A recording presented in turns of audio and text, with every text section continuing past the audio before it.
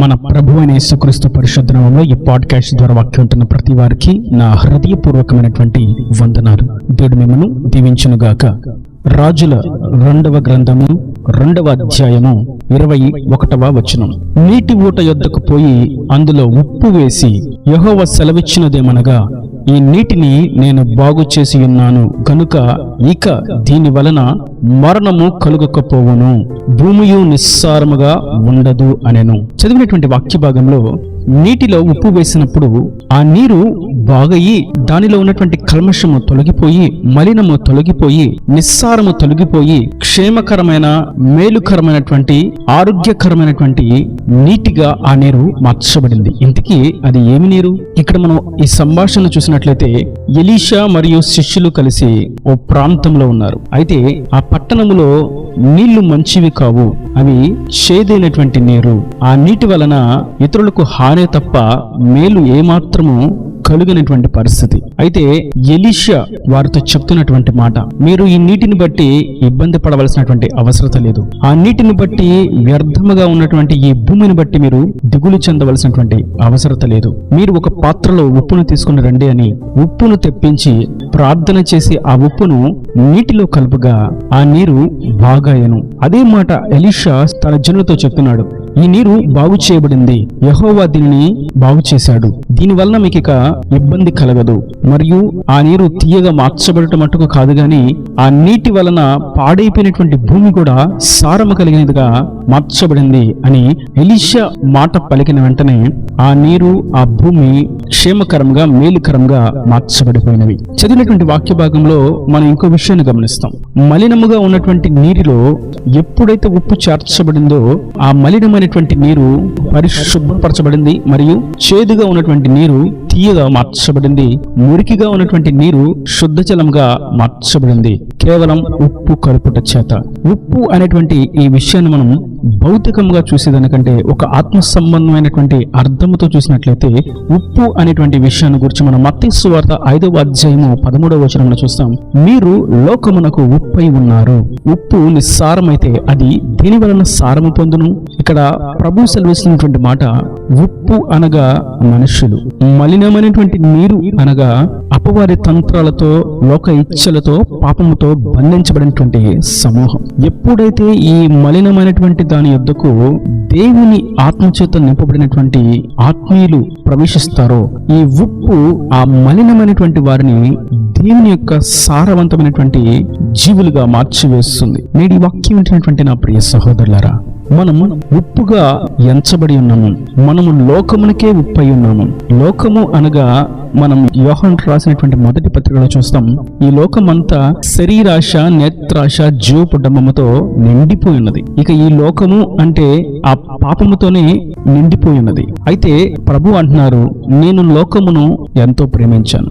అవును, దేవుడు ఈ లోకమును ఎంతో ప్రేమించాడు. అనగా లోకములో ఉన్నటువంటి పాపమును కాదు గాని లోకములో ఉన్నటువంటి పాపానికి బంధించబడినటువంటి పాపులను ఆయన ప్రేమిస్తున్నాడు. ఆ ప్రేమను బట్టే ఆయన ఉప్పును పంపించాడు.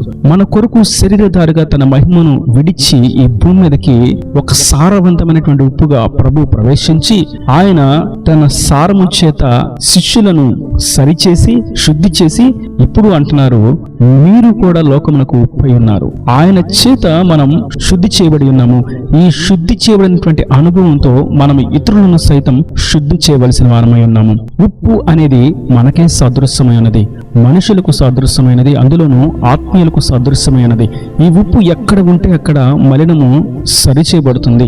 పాపము ఎత్తి చూపి ఇది పాపము, ఇది నీలో ఉండకూడదని బయటకు తరిమివేస్తుంది. మరియు ఈ ఉప్పు మలినముగా పాపముతోనూ, వ్యర్థమైనటువంటి మాటలతోనూ, లోక ఇచ్చలతోనూ, ముసలమ్మ ముచ్చట్లతోనూ నిండిపోయినటువంటి ప్రదేశాన్ని దేవుని పరిశుద్ధమైనటువంటి సత్యవాక్కులతో వారిని ఆకర్షించి ఆహ్వానించి దేవుని యొక్క మందిరంలోకి, సహవాసంలోనికి చేరుస్తుంది. అందుకే ఈ ఉప్పు ఎంతో శ్రేష్టమైనది.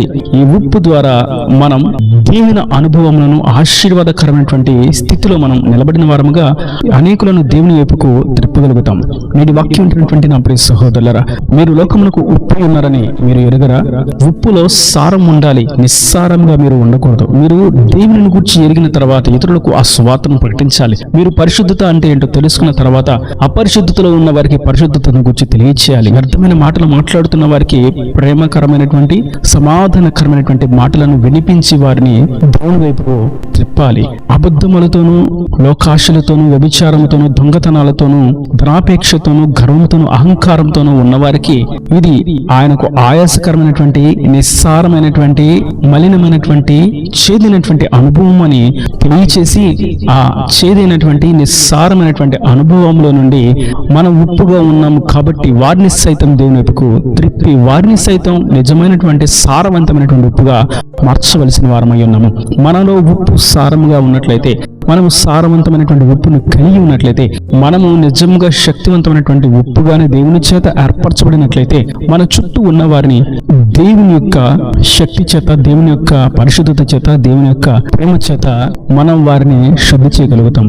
మనలో ఆ సారం ఉన్నదని ఆ మలినమైనటువంటి పరిస్థితులు గుర్తిస్తాయి. ఆ పాపపు బంధకాల్లో ఉన్నవారు సైతం దృష్టి ఉంచుతారు. కనుక మనం ఉప్పై ఉన్నామన్న సంగతిని గుర్తించి మనతో మన చుట్టూ ఉన్న వారిని సైతం మనము సారవంతమైనటువంటి ఉప్పుగా మార్చవలసిన వారమై ఉన్నాము.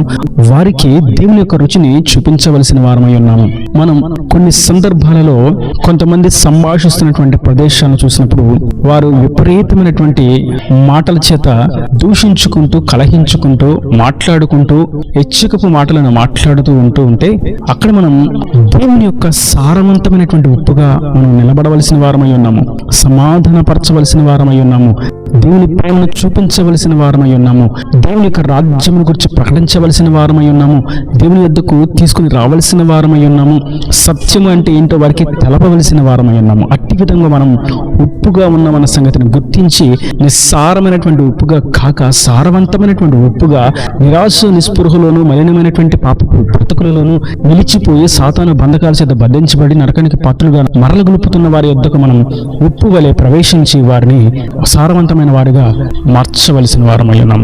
కనుక దేవుడు మనల్ని ఉప్పుగా ఎంచి ఉండగా మనం ఉప్పై ఉన్నామని, అది ఎక్కడ ఉన్నా కలివిడిగా, సమాధానకరంగా, దీవెనకరంగా, రుచికరంగా ఉంటుంది అని గుర్తించిన వారంగా మనతో ఉన్న వారితో ప్రేమగా పలకరిస్తూ, ప్రేమగా దేవుని గురించి ప్రకటిస్తూ, ప్రేమగా వారిలో ఉన్నటువంటి లోపములను సరిచేస్తూ, ప్రేమగా దేవుని యొక్క స్వరూపులకు మార్చేటువంటి వాక్కులను తెలియచేస్తూ, స్వార్థను అందిస్తూ, ప్రేమలోనే మనము సారవంతమైన వారముగా ఉంటామని వారికి ఒక దేవుని సత్యవాక్కును తెలియజేసి ప్రేమలోకి వారిని అంటుకట్టి ఆయన రాజ్యానికి వారసులుగా మనతో పాటు అనేకులను తీసుకుని వెళ్ళవలసిన వారమైనాము. కనుక అట్టి విధంగా మనం ప్రార్థనా పూర్వకంగా సారవంతమైన ఉప్పుగా మార్చబడదాం. ఇక్కడ మనం మరొక విషయాన్ని గమనిస్తాం.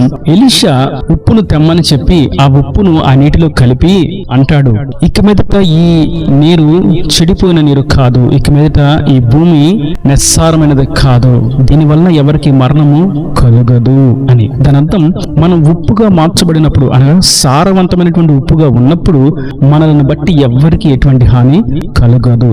మనం ఎవరికి హాని చేయము. అది మాటల చేతే గాని, క్రియల చేతే గాని, ఏ ఇతరత్ర క్రియల చేతనే గాని ఎవరికి ఎటువంటి హాని కలగదు, మరణము అసలే కలగదు. కనుక మనము సారవంతమైనటువంటి ఉప్పుగా ఉన్నట్లయితే మనము దీవెనకరంగా ఉంటాము, మరియు మనతో ఉన్నవారు ఆ దీవెనను అనుభవిస్తారు, మరియు మనల్ని బట్టి ఎవరికి ఎటువంటి హాని కలగకుండా క్షేమంగా నిలిచి ఉంటారు. కనుక మనం లోకమునకు ఉప్పై ఉన్నాం. ఈ లోకములో ఉన్నటువంటి పాపపు బంధకాలు బంధించబడిన వారి యొద్దకు మనం సారవంతమైన ఉప్పుగా దేవుని సారమును, దేవుని ప్రేమను, దేవుని కనికరమును, దేవుని కృపను ప్రకటిస్తూ వారిని నీతిమంతులుగాను, విశ్వాస జీవితంలో మంచి ప్రార్థన యోధులుగాను, పరిశుద్ధులుగాను మనం దేవుని వైపుకు త్రిప్పుదుముగాక. ఈయన దేవుని మాటలు ప్రతి వాని హృదయంలో నీరుగట్టి ఫలింపచేయను గాక. ఆమేన్. God bless you. తలలో వంచి కన్నులు మూసినట్లయితే మీ కొరకు చిన్న ప్రార్థన. ప్రేమ స్వరూపి కరుణ కటాక్షములు నా తండ్రి, నా ప్రభు వాక్యాన్ని ప్రతి వారిని మీరు నిండాలుగా దీవించండి, ఆశీర్వదించండి. మీరు లోకమునకు ఉప్పు ఉన్నారని మీరు సెలవిచ్చారు. అదేవిధంగా ఉప్పు సారవంతమైనదిగా ఉండాలని మీరు సెలవిచ్చారు. అదేవిధంగా ఉప్పు మలినమైనటువంటి, చేదినటువంటి, మరణకరమైనటువంటి ఆ నీటిని సారవంతమైనదిగా, శుద్ధ జలంగా మార్చివేసిందని, అట్టి విధంగా మేము ఉండాలని మీరు సెలవిచ్చారని అమూల్యమైన వాక్యాన్ని బట్టి మీకు స్తుతి. మీదట ఈ వాక్యాన్ని ప్రతి వారు సారవంతమైన ఉప్పుగా అనేకులకు దీవెనకరంగా, ఆశీర్వాదకరంగా ఉన్నట్లుగా వారి మాటలు, వారి క్రియలు, ప్రార్థనా జీవిత సమస్తమును నీకు ఇంపైనదిగా మార్చబడినట్లుగా సహాయం చేసి అనేకులకు ఆశీర్వాదకరంగా, దీవెనకరంగా వారి నుంచి మన ఇక్కడ ప్రతి అవసరతను అక్కడిని నీ మహిమలో తీర్చి నీ రాకడ రాజ్యం సిద్ధపరచమని యేసు పరిశుద్ధ నామమున ప్రార్థించి వేడుకుంటున్నాను తండ్రి. ఆమేన్ ఆమేన్.